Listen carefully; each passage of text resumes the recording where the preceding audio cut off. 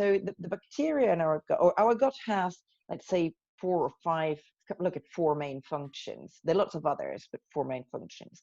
One is the impact on the brain health. So there is a gut-brain connection. It's called the vagus nerve, because the gut and the brain were actually made from the same tissue. So, when we're just an egg and fertilized and the cell parting happens, the gut and the brain are formed from the same tissue. And this vagus nerve is like a highway of communication, and there's constant communication and messaging going from the gut to the brain, about 9 times more than from the brain downwards. Okay, so it's really a question again: what's governing us? Is it our brain, or is it our gut telling the brain what to do and think and how to act? So does the gut have an impact on the sympathetic nervous system? Yes. Wow. Yes.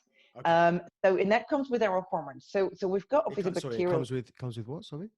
It has to do with the hormones as well. The so that's the second. Yeah. So that's the second part. Right.